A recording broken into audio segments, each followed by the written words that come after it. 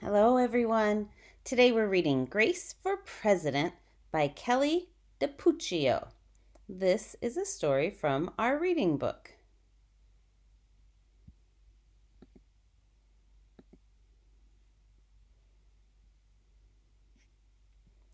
One Monday morning in September, Mrs. Barrington rolled out a big poster with all of the president's pictures on it.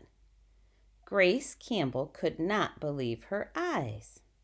Where are the girls? That's a very good question, said Mrs. Barrington. The truth is, our country has never had a woman president. No girl president? Ever? Grace asked. No, I'm afraid not, said Mrs. Barrington. Grace sat at her desk and stewed. No girls? Who'd ever heard of such a crazy thing? Finally, she raised her hand. Yes, Grace? I've been thinking it over, and I'd like to be president. Several students in the class laughed. Well, I think that's a star-spangled idea, Grace, said Mrs. Barrington. In fact, we can have our own election right here at Woodrow Wilson Elementary. The snickering in the room stopped. Grace smiled. Would anyone else like to run for president? Mrs. Barrington asked the class. Nobody raised their hand. Becoming president was going to be easy, Grace thought. The next day, Mrs. Barrington made an announcement. In the name of democracy, I have invited Mr. Waller's class to join our election. Their class has nominated Thomas Cobb to be their presidential candidate. Grace's heart sank. Thomas was the school's spelling bee champion. His experiments always took a blue ribbon at the science fair.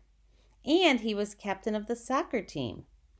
Becoming president wasn't going to be so easy after all, Grace thought. Excuse me.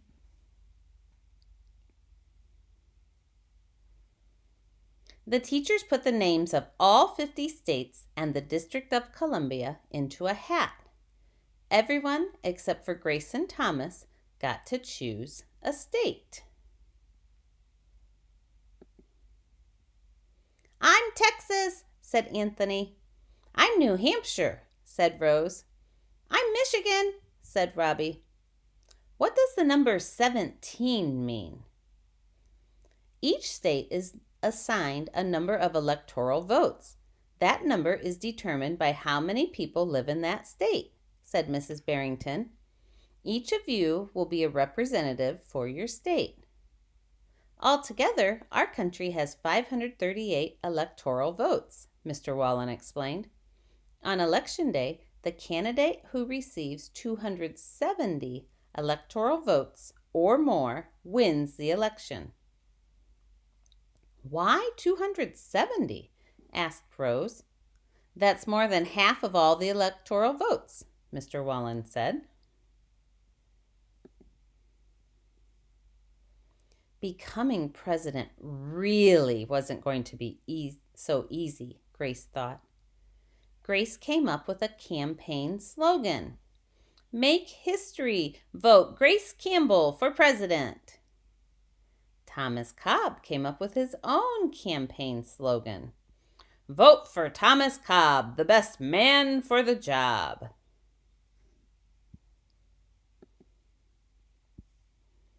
Grace listened to what issues were important to the students, and she made a list of campaign promises.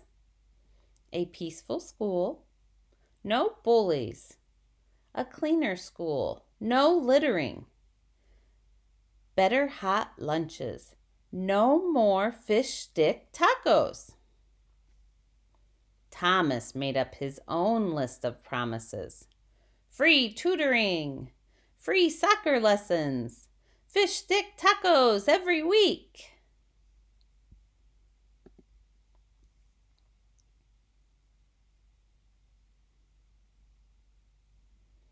Grace made campaign posters and buttons. Thomas made posters and buttons too. Each week, the teachers set aside time for candidates to meet with their constituents. Polls were taken. Voters were making their choices. Grace continued to campaign. At recess, she gave speeches. During lunch, she handed out free cupcakes. After school, she held rallies.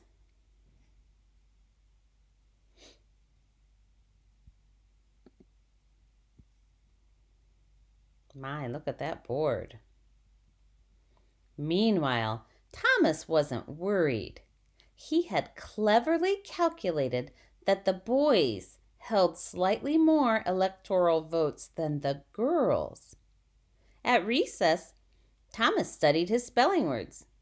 During lunch, he worked on his latest science experiment. After school, he played soccer.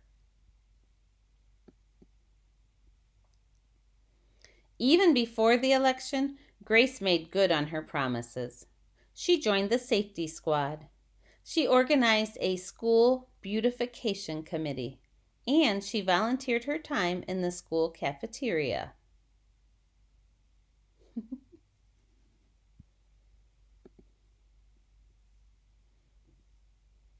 In early November, Woodrow Wilson Elementary hosted a special election day assembly. Grace and Thomas took their places on stage as the school band began to play. Henry was the first representative to approach the microphone. The Yellowhammer State of Alabama casts its 9 electoral votes for Thomas Cobb. Fletcher said, "The last frontier state of Alaska casts its 3 electoral votes for the best man for the job, Thomas Cobb." Hannah called out, "The Grand Canyon state of Arizona casts its 10 electoral votes for Grace Campbell." A boy for Thomas, a boy for Thomas, a girl for Grace. And so it went. State after state after state cast their electoral votes. The scoreboard in the gymnasium kept track of the totals. The voting demonstration was quickly coming to an end. Clara approached the podium. "The Badger State of Wisconsin casts its 10 votes for my best friend, Grace Campbell." Grace looked at the scoreboard. Thomas had 268 electoral votes. She had 267. There was only one state still unaccounted for: Wyoming. Thomas grinned. Grace felt sick. Sam walked up to the microphone. He looked at Thomas. He looked at Grace. He looked down at Grace's handmade flag. Sam didn't say a word. "What are you waiting for?" Thomas whispered. The band stopped playing. All eyes were on Wyoming. Finally, Sam cleared his throat. "The Equality State of Wyoming casts its 3 electoral votes for Grace Campbell." She looked surprised. The gymnasium erupted in loud cheers and a few boos. Mrs. Barrington approached the podium. "With 270 electoral votes, the winner is Grace Campbell." Thomas looked stunned. Grace hugged Sam. "Why did you do it?" she asked. Sam handed Grace his flag. Because, he said, I thought you were the best person for the job.